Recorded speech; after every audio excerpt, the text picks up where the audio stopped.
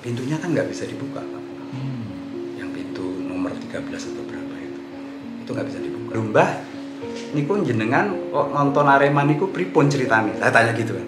Wah lah kula niki nonton Arema niki sejak Pak, sejak Arema niku wonten lah, dengan seperti itu. Terutama misalkan pada saat mereka menceritakan ini loh kamar anak saya segala macam itu. Kalau siang gini nggak apa-apa Pak, taruh. Tapi kalau malam itu saya masih rasanya semedot gitu ya, semedot apa ya?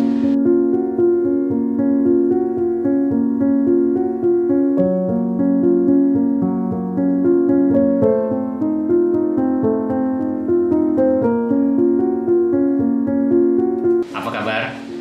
Baik. Sehat-sehat ya? Ya, puji Tuhan, alhamdulillah. Salah satunya olahraga yang sangat digemari di Indonesia itu adalah sepak bola. Namun yang membuat kita sedih dan miris adalah tragedi yang terjadi di Malang, di Stadion Kanjuruhan itu. Pada waktu itu Bapak lagi nonton di sana atau Bapak ada di tempat lain, Pak? Hari itu kami masih di Jakarta. Jadi kami dihubungi oleh teman-teman itu beberapa hari setelahnya. Nah, kemudian apa yang tindakan pertama yang Bapak lakukan pada waktu itu, Pak? Jadi pada saat kami dihubungi oleh teman-teman dari Athlete for Goods dan juga itu semacam apa ya, charity dari para pemain sepak bola yang ada di Liga 1 dan juga teman-teman dari sepak bola wanita. Mereka kontak kami di Ikatan Psikologi Olahraga Pak, gitu ya, untuk apakah bisa menemani mereka pada saat mereka juga ingin memberikan semacam penguatan begitu terhadap keluarga korban, khususnya terhadap keluarga korban. Dan akhirnya setelah kita ketemu, kami melihat ini ada sesuatu yang mungkin kita bisa bantu. Terus kami susun itinerary-nya, rencana-rencananya seperti apa, mereka sepakat. Akhirnya hari Rabu, saya lupa tanggalnya itu Pak, kemudian kami berangkat ke Malang. Ketika Bapak berjumpa dengan para korban itu, pasti setelah itu, maksud saya pada waktu itu pasti sudah pada di rumah sakit kan Pak ya? Jadi pada saat, karena itu sudah kurang lebih sekitar 9 sampai 10 hari setelah korban gitu ya. Jadi setelah kejadian maksudnya? Ya, setelah kejadian. Yang kami kunjungi itu adalah totalnya di hari itu ada 4 sampai 5 keluarga gitu. 3 diantaranya itu ada korban meninggal dan 2 yang lainnya itu korban yang masih selamat gitu ya, karena ada luka-luka. Waktu kami lakukan kunjungan itu memang yang pada saat yang pertama adalah kita ketemu dengan orang tua daripada korban-korban itu, yang salah satunya itu mohon maaf kalau boleh disampaikan itu adalah masih kerabat dari saya sendiri juga. Tanpa disengaja sih Pak gitu ya, tanpa disengaja bahwa hari itu ternyata kita kunjungan ke rumahnya almarhum Revano itu. Jadi itu hubungan Bapak dengan dia sebagai apa Pak? Jadi dia itu anak dari kakak ipar sepupu saya Kediri gitu. Jadi kerabat Bapak ya masih. Jadi dia korban meninggal ya? Dia korban meninggal. 16 tahun. 16 tahun ya. Jadi, nah, Bapak sebagai seorang psikolog, kalau melihat tragedi seperti ini untuk keluarga dari korban, baik korban selamat maupun korban meninggal, secara psikologis apa yang paling mereka rasakan gitu Pak? Ya, pertama ya Pak ya, waktu kami sampai itu memang suasana duka itu masih sangat terasa gitu ya. Suasana kehilangan terutama karena kebetulan yang meninggal ini adalah anak pertama gitu ya. Si Gebi maupun Revano itu adalah anak pertama dari pasangan keluarga yang menurut saya sih masih relatif muda ya gitu. Dan si Gebi contohnya itu Gabriel namanya itu pada saat dia wafat itu orang tuanya kan bekerja di Papua Pak. Jadi tidak ada di Malang pada waktu itu? Tidak ada. Jadi Gaby ini ikut kakeknya, ada yang jaga kakeknya. Jadi mereka itu melihat proses itu semua lewat video call gitu ya. termasuk juga pemakamannya, sehingga pada saat kami datang itu, saat kami menyampaikan apa yang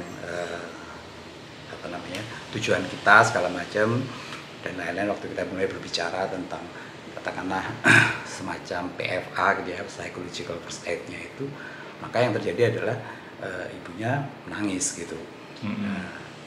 Pada saat itu kita bagi tugas, Mbak Kumala ke ibunya, saya tangani ayahnya gitu. Karena ayahnya lebih bisa spontan, lebih bisa bicara. Saya pakai bahasa Jawa kromo gitu ya Pak ya. Terutama dengan metode seperti itu, akhirnya dia bisa keluar gitu ya, bisa cerita banyak hal, terutama tentang masalah kekecewaan sih ya. Kok bisa itu terjadi? Bapak tadi menyebut bahwa memakai bahasa Jawa kromo, berarti Jawa halus ya Pak? Jawa halus. Jadi Bapak menggunakan pendekatan budaya untuk konseling psikologi gitu? Betul. Nah, dampaknya bagaimana setelah Bapak mengambil keputusan tidak memakai bahasa Indonesia, namun memakai Jawa kromo atau bahasa halus Jawa gitu? Pada saat awalnya itu kan memang semua pakai bahasa Indonesia begitu ya. Kelihatannya kok agak kaku gitu saya lihatnya. Gitu. Jadi saya pikir mungkin ada baiknya saya memakai bahasa yang lain, pertama ke bapaknya maupun ke kakeknya gitu ya. Waktu saya tanyakan pripun Pak sakmenika perasaan pripun, wah nggih ngoten niki Pak, kula jane lah. Akhirnya begitu dia ngomong seperti itu, lebih spontan, akhirnya lebih lebih keluar gitu istilah saya gitu ya. Dan perasaan-perasaannya itu akhirnya bisa disampaikan dengan lebih lancar gitu, karena itu ada bahasa sehari-harinya. Mungkin saya anggapnya itu adalah bahasa sehari-hari mereka di komunitas itu begitu ya. Karena saya lihat juga kadang-kadang kan memang kita harus melihat faktor-faktor itu. Nah setelah berbicara dengan seperti itu, mulai apa yang dirasakan bisa dikeluarkan, sehingga saya sendiri, perasaan saya sendiri mulai berbicara dengan hal-hal yang menurut dia apa yang harus dilakukan dalam hari-hari ke depan. Ketika bertemu pertama kali dengan keluarga korban, apa kakek atau ayah dari korban tersebut, bagaimana Bapak melihat raut wajah mereka secara psikologis? Bisa nggak Bapak gambarkan seperti apa Pak? Ya, wajahnya itu tentu masih berduka gitu ya. Ada terutama di keluarganya almarhum Gebi itu. Kalau di keluarganya Revano, ayahnya sudah oke, tapi ibunya masih berduka. Artinya bisa menerima maksudnya? Iya, kalau di raut muka mereka sih ya pasti sedih ya Pak ya, sedih gitu. Sedih dan banyak menangis, terutama yang untuk ibunya gitu ya. Mungkin setelah bisa bicara dengan teman saya Mbak Kumala itu, ibu ini mungkin akan lebih merasa nyaman bicara gitu, sehingga mereka banyak menangis dan bisa ujung-ujungnya setelah kita bicara memang bisa tersenyum, meskipun itu menurut saya ya ada sesuatu yang kayaknya bisa disentuh di situ. Tapi kalau dari sisi ayahnya memang ada rasa amarah, itu saya rasakan sih ya, rasa amarah. Kenapa anak saya, kenapa kok seperti itu penanganannya, kenapa ini, kenapa itu. Nanti pasti nanti pasti yang kena itu hanya pasti orang bawah, segala macam itu Pak. Jadi kekecewaan daripada kemungkinan harapan-harapan yang dalam arti kata harapan rasa keadilan gitu kali ya. Rasa keadilan itu yang mungkin mereka merasa kurang optimis untuk bisa mendapatkan hal itu gitu Pak. Jadi Bapak bisa menemukan di sana dari ekspresi mereka, kemudian kesan mereka bahwa kenapa yang jadi korban orang bawah dan juga masalah keadilan gitu. Iya. Terus bagaimana Bapak merespon setelah mereka mengatakan hal itu Pak? Ya, pada saat pertemuan seperti itu memang agak sulit untuk katakanlah kita harus selalu netral gitu ya, sebagai seorang relawan psikolog pun juga harus netral, sehingga manakala mereka bercerita seperti itu, apa yang saya lakukan terutama adalah hanya mendengar gitu, paling yang mengiyakan, nggih Pak, nggih gitu, nggih sing sabar, atau menguatkan hal semacam itu.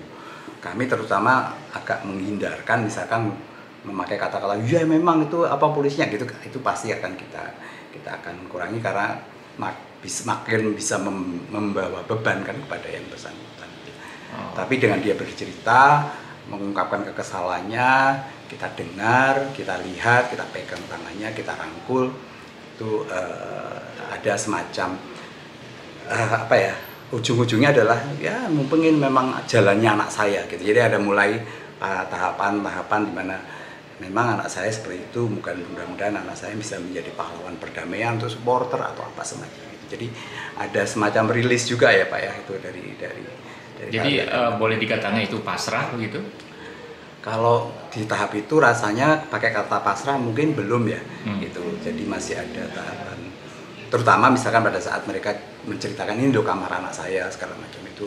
Kalau siang gini nggak apa-apa Pak, taruh. Tapi kalau malam itu saya masih rasanya semedot gitu ya, semedot apa ya? Kayak ada sesuatu yang hilang. Kalau lihat itu masih inget anak gitu ya. Jadi di hari-hari itu rasanya mungkin masih ada rasa amarah gitu ya Pak ya. Amarah, kecewa, duka itu masih cukup dominan gitu ya. Kalau pasrah mudah-mudahan saat ini sudah di tahap itu. Ya, sekarang sudah lebih dari 2 bulan kalau ya, pasrah. sekarang sudah hampir 40 hari ya Pak ya. Oke. Nah, jadi tentu setiap orang merasa rela, pasrah atau bisa menerima itu berbeda-beda ya Pak ya. Nah, dalam kasus yang Bapak temukan dari korban tragedi Stadion Kanjuruhan di Malang itu, ada berapa banyak Pak yang sudah artinya bisa menerima kejadian tersebut yang menimpa anggota keluarga mereka? Ya, kalau yang kami kunjungi hari itu Pak, seperti yang saya sampaikan tadi kan ada 5 keluarga begitu ya. Ya. Kalau saya simpulkan sih pada dasarnya sih dengan berbagai kata mereka melihat bahwa memang itu takdir dari anak saya gitu ya, untuk yang meninggal.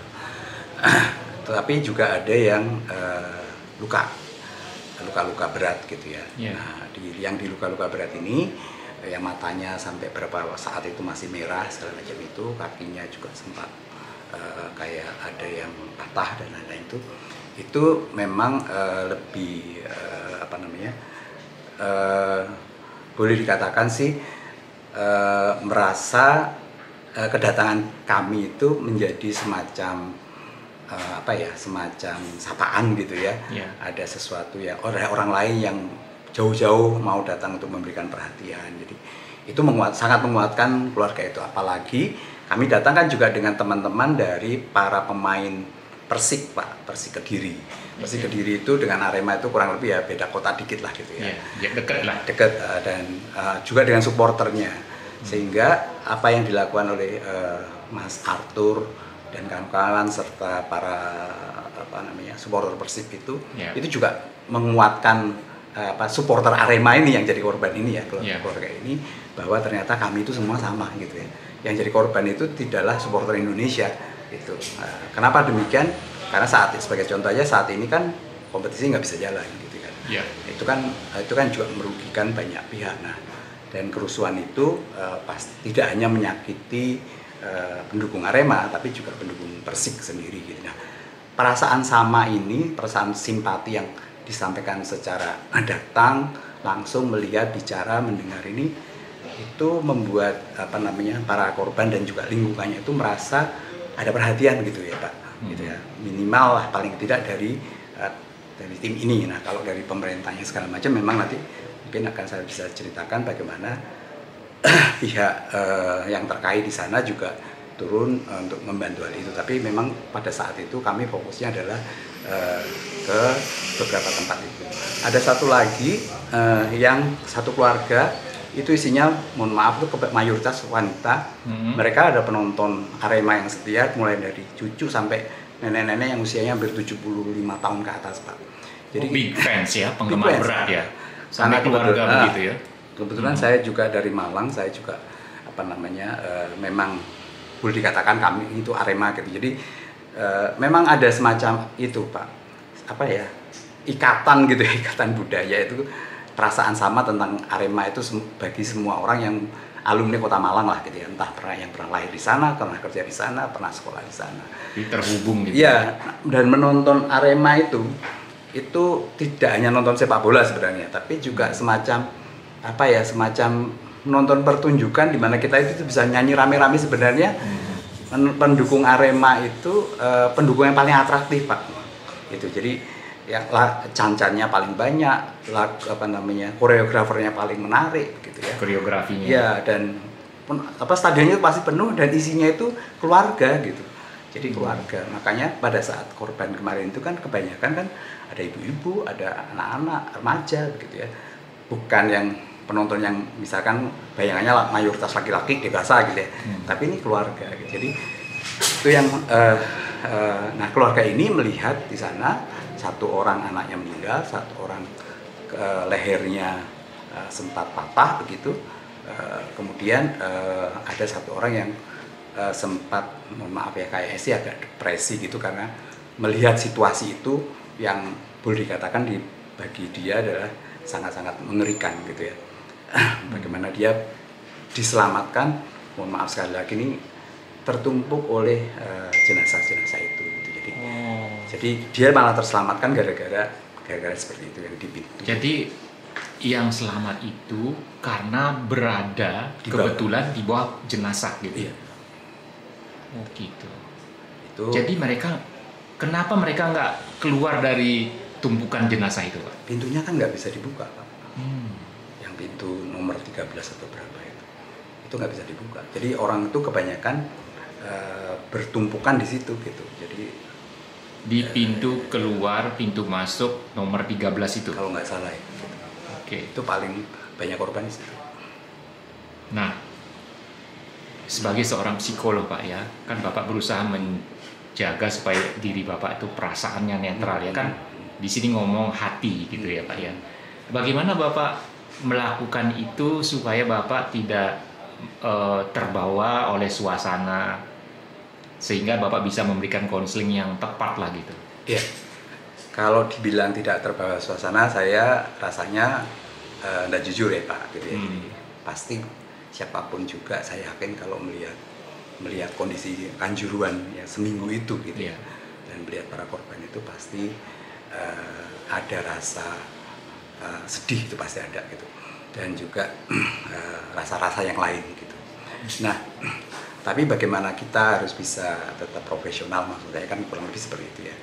Memang fokus utama adalah bagaimana bisa membuat mereka itu mau kalau tidak keberatan mau bicara gitu tentang perasaannya dia, terbuka gitu ya, tentang perasaannya dia, karena memang dalam konseling PFA kan kita tidak disarankan untuk memaksa orang ngomong begitu. Iya. Jadi kita datang, kita ketemu, kita bicara, dan seperti yang tadi Pak gitu ya, ternyata bicara dengan kalau lihat kulturnya misalnya dengan orang yang lebih tua seperti juga dengan kakeknya tadi, yang ini juga dengan neneknya itu, waktu saya mulai bicara dengan bahasa Jawa halus, Mbak Kumala juga gitu, itu ternyata membuat orang yang diajak bicara ini, terutama yang udah sepuh ini, jadi lebih spontan gitu ya. Nah, begitu dia ngomong gitu, ya sudah, akhirnya kita fokusnya di situ Pak gitu. Jadi bisa lebih fokus ke apa yang dirasakan oleh para korban, keluarga itu, keluarganya maupun terutama yang korban-korban yang selamat itu ya. Itu mereka bisa bicara, merasa punya teman, senang dia didatengin, dan yang datang juga ternyata mengerti kulturnya, terutama waktu cerita tentang salah satunya misalkan itu ya, saya juga tanya, "Lho Mbah, niku jenengan kok nonton Arema niku pripun ceritane?" Saya tanya gitu kan. "Wah lah kula niki nonton Arema niki sejak Pak, sejak Arema niku wonten lah," dengan seperti itu. Nah, begitu dia cerita kayak gitu kan perasaan saya juga jadi netral ya Pak ya. Nah, si yang saya ajak bicara itu juga jadi senang begitu. Jadi mungkin di situ agak kalau dengan pertanyaan tadi apakah gimana nggak terbawa dengan suasana. Nah, akhirnya kita bisa begitu kita bisa membawa pada fokus pembicaraan yang yang relevan di situ. Saya pikir kita masih bisa tetap fokus untuk penanganan apa yang dia rasakan. Jadi peranan psikolog selain bidang keilmuan lain ya Pak, juga dari langkah-langkah atau bantuan yang diberikan oleh pemerintah misalnya, psikologi itu memegang peranan kalau misalnya ada bencana alam ini semacam trauma healing ya Pak ya? Semacam itu. semacam itu. Jadi kami juga nyadari gitu ya Pak, waktu kami ke sana itu ini mestinya juga kami harus kontak dengan HIMSI setempat nih ceritanya kayak gitu kan. Nah itu ada cerita menarik tuh.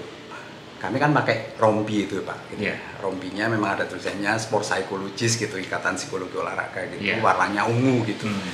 Nah pas lagi di stadion itu tiba-tiba kami dipanggil nih, karena ada namanya saya juga, Pak Mas Haru gitu kan. Oleh beberapa orang, saya lihat itu ada 4 orang anak muda begitu. Terus mereka kenakan, kami dari HIMSI Malang Mas Haru gitu kan. Loh kok kamu tahu tentang kami? Itu kan ada warna ungu itu, saya pikir itu pasti psikolog gitu. Jadi akhirnya kita malah ketemu di situ gitu kan. Nah, apa yang awalnya kami rasakan ini harusnya kita harus kontak dengan, harus sowan lah minimal Pulau Nuwun dengan teman-teman di HIMSI Malang, akhirnya nyambung di situ Pak. Gitu. Nah ternyata kami mendapatkan informasi bahwa tim itu juga dilibatkan oleh tim yang dibentuk untuk krisis center.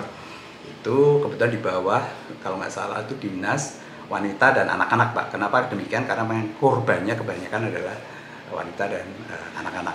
Jadi bagian dari Pemkot Malang ya? Ya. Pemerintah Kabupaten Malang. Oh Kabupaten Malang, baik. Nah biasanya kalau orang atau keluarga ini ya yang ada korban dari pihak keluarganya itu berapa lama kira-kira mereka akan bisa menerima situasi yang pernah mereka alami tersebut? Ya, kalau dari teorinya, dari buku-buku yang saya baca itu awalnya itu pasti akan ada stres tadi, duka tadi gitu ya. Kemudian duka ini stres ini bisa hilang dalam kurun waktu tertentu, biasanya sekitar 4-5 minggu gitu ya Pak ya. Kalau saya baca bukunya itu kurang lebih seperti itu. Tapi kalau dia tetap, maka stres tadi akan berubah menjadi trauma gitu. Nah kalau trauma berarti penanganannya akan menjadi lebih khusus begitu. Tapi kalau yang stres ini, maka yang perlu dikuatkan adalah bagaimana orang-orang terdekat di situ lewat community building lah, lewat intervensi-intervensi tertentu bisa membuat keluarga-keluarga ini bisa melakukan istilahnya mungkin self help gitu ya, bisa menolong dirinya sendiri untuk resilient, untuk bangkit kembali. Nah kalau masih di sekitar 40-an hari yang masih seperti itu, rasanya memang harus ada intervensi psikologis yang lebih khusus ya untuk menangani masalah trauma. Nah selain tindakan yang dilakukan oleh tim yang dibentuk oleh Presiden Jokowi kan dari pemerintah setempat juga sudah melakukan upaya-upaya untuk menanggulangi masalah kejiwaan maupun secara materi gitu. Apakah langkah-langkah yang dilakukan atau kebijakan Presiden Jokowi ini sudah tepat nggak Pak dalam penanganan korban Kanjuruhan ini? Kalau tentang penanganan korban itu sendiri, saya mungkin lebih fokus apa yang kami alami ya Pak ya. Kita alami itu. Apa yang kami alami memang kebetulan memang kami ini kan berasal dari inisiatif lembaga Athlete for Good itu dari PSSI serta IPO sendiri. Tapi pada saat kami ada di lapangan itu, kami juga ternyata mendapatkan respon yang positif dari aparat pemerintah, terutama dari dinas UPT, pelayanan wanita dan anak-anak itu yang menjadi krisis center pada saat itu.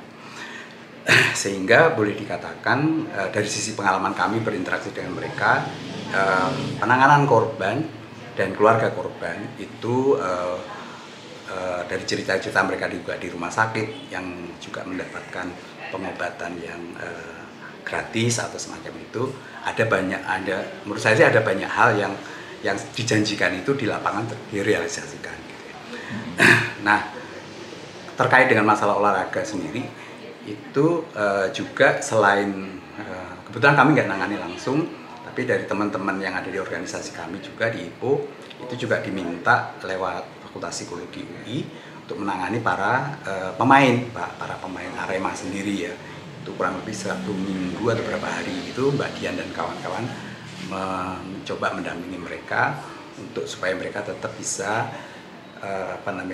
pulih lah, bangkit lagi kira-kira semacam itu. Tapi memang ini menjadi sesuatu yang apa ya Pak ya? Kalau menurut saya sih ini kan sepak bola jadi berhenti nih, Iya. nggak tahu kapan ini, gitu kan. Nah, memang Akan ini mungkin ada liga lagi gitu kan. iya, apakah liganya dibatalin atau apa, atau ada liga baru dan lain-lain, kita masih belum jelas. Tapi dari sisi ini saja mungkin kemarin seperti yang dilakukan oleh Pak Jokowi yang menyatakan Kanjuruhan akan dirombak ulang, saya pikir itu juga sesuatu yang kalau kita lihat di sejarah kerusuhan-kerusuhan akibat sepak bola gitu ya, atau yang terjadi di dunia sepak bola seperti di Heysel misalkan di Belgia, di Hillsborough, di Sheffield, itu rata-rata memang stadionnya semua dirombak, dijadikan baru, bahkan ada yang namanya pun diganti baru begitu. Karena memang hampir semuanya pas kejadian-kejadian itu selalu ada faktor-faktor yang kalau menurut saya gitu ya, ada faktor-faktor yang mungkin risiko gitu ya. Kebetulan hari itu ketemu semua di situ. Jadi contohnya misalnya di pintu 13 itu kok hari itu nggak bisa dibuka misalkan seperti itu. Jadi itu kan momentum juga ya, kita nggak pernah tahu. Nah, seandainya nanti renovasi stadion atau pembangunan stadion itu sudah selesai, apakah perlu Presiden Jokowi mengganti nama Stadion Kanjuruhan menjadi nama yang lain gitu Pak? Artinya melihat dari sisi psikologi atau ingin mengulang sesuatu yang betul-betul baru untuk era yang baru di Malang, dalam hal ini sepak bola Indonesia lah begitu. Ya itu kalau saya sih agak nggak punya pendapat tentang itu ya Pak ya. Tapi kalau pakai nama Kanjuruhan itu sendiri, Kanjuruhan itu kan nama kerajaan Hindu-Buddha yang lebih awal gitu ya ketimbang kerajaan Kediri dan Singosari gitu ya. Yeah. Dan itu berlokasi di Malang. Jadi kata Kanjuruhan itu sendiri sangat identik dengan Malang itu sendiri sih Pak gitu ya. Jadi apakah itu akan dipakai atau tidak itu di Malang itu ada dua stadion yang memakai nama dari kalau kita tarik ke sejarah itu adalah yang terkait dengan kerajaan-kerajaan kuno yang pernah eksis di Malang, yaitu Kerajaan Kanjuruhan, dan kemudian ada stadion di Malangnya sendiri yang namanya Gajayana, itu yang pernah dianggap sebagai raja daripada kerajaan itu gitu. Jadi mungkin ada kaitannya dengan kesejarahan dan kultur gitu, kurang paham ya Pak ya, kira-kira gitu. Tapi yang pasti, Kalau saran Bapak bagaimana? Kalau saya sih lebih melihatnya adalah secara teknis di stadionnya gitu. Jadi bagaimana stadion itu aman untuk misalkan pada saat seperti yang kemarin gitu, itu pintu mudah dibuka misalkan. Kemudian untuk bangku berdiri itu dihilangkan. Jadi semuanya duduk. Nah, kapasitas memang jadinya tidak terlalu penuh seperti Heysel itu kan. Heysel dan Hillsborough di Eropa itu sekarang sudah tidak ada bangku berdiri Pak. Jadi semua duduk. Dengan tercatat kursinya jelas gitu ya, itu kan memudahkan untuk melakukan identifikasi gitu. Dan jadi seperti pesawat terbang Pak ya, iya, tempat duduknya betul, nomornya pasti gitu. Betul, jadi itu kan ada jaminan rasa aman kalau bilang gitu ya, nyaman, aman, nonton bolanya jadinya sesuatu yang apa ya, yang bisa menjadi sebuah event keluarga gitu. Meskipun kemarin-kemarin di sana juga sudah keluarga udah masuk gitu ya, tapi dengan kapasitas yang begitu besarnya supporter Arema itu, apalagi waktu itu derby dengan Persebaya, memang kapasitasnya waktu itu katanya penuh gitu. Nah mungkin kalau dengan penataan yang seperti itu, lalu kemudian jarak antara lapangan dengan pintu keluar itu juga cukup renggang, sehingga ada istilahnya semacam kalau di conveyor itu ada tempat parkiran gitu ya Pak ya, untuk orang keluar misalkan. Jarak aman lah gitu ya. Jadi intinya adalah safety first ya Pak ya. Safety first Pak. Bukan hanya sekedar nama. Kalau nama itu urusannya, saya pikir sih orang Malang aja yang nanti memutuskan mana yang tepat untuk nama stadion mereka. Harapan Bapak bagaimana nih untuk kedepannya dunia sepak bola dari sisi psikologi maupun sosial dan ekonomi? Pertama, kalau kita perhatikan saat ini sebenarnya adab teknis dari sisi teknis maupun juga corak permainan itu di PSSI yang muda-muda ini ada harapan gitu ya, terutama dengan pelatih yang baru ini dari Korea itu, yang memang pernah memang kelasnya adalah pelatih Piala Dunianya Korea Selatan gitu ya. Sintayong. Dan ini sebenarnya animo yang sangat luar biasa gitu. Dan kalau kita lihat sebenarnya banyak sekolah-sekolah sepak bola yang juga laku untuk untuk katakanlah menghasilkan pemain-pemain muda yang bagus seperti itu. Contohnya aja Bapak, itu kalau kita perhatikan ada beberapa pemain muda kita itu saat ini udah main di liga luar gitu ya. Artinya meskipun tidak di divisi utamanya, kualitas itu mulai dilihat. Jadi ini sebenarnya industri yang sebenarnya menjanjikan, bagus gitu. Tapi itu nggak cukup gitu ya, menurut saya nggak cukup. Karena memang harus ada sepak bola itu kan ada, selain juga ada pemain dan pelatih, ada juga manajemen penonton, manajemen klub dan lain-lain gitu yang tentunya. Dan juga tim psikologi dong. Dan di situ menurut saya sih harusnya sekarang sudah dimulai beberapa klub seperti di Persib misalkan, di Bali United, di saya lupa, di Persebaya juga waktu itu, di Arema juga kemarin, mereka sudah mengundang teman-teman atau di asosiasi kami Pak, di para psikolog olahraga yang muda-muda yang suka, terutama yang punya passion di sepak bola, untuk bergabung dan mendampingi serta membantu pelatih terutama untuk katakanlah melakukan assessment tertentu, intervensi psikologis tertentu untuk para pemain supaya mereka top perform gitu. Dan itu menurut saya adalah sesuatu yang sudah advance ya, karena hampir di setiap klub yang maju pun sewaktu menggunakan sport science kan selalu menggunakan paling tidak ada dokter, ada measure, ada ahli gizi, dan ada ahli psikologi olahraga. Ini menjadi bagian daripada tim pelatih gitu. Terima kasih Pak. Semoga tragedi Kanjuruhan tidak terjadi lagi, bukan hanya di Indonesia tapi juga di seluruh dunia. Dan Indonesia akan menjadi maju sepak bolanya dan olahraga lainnya. Terima kasih Pak. Terima kasih.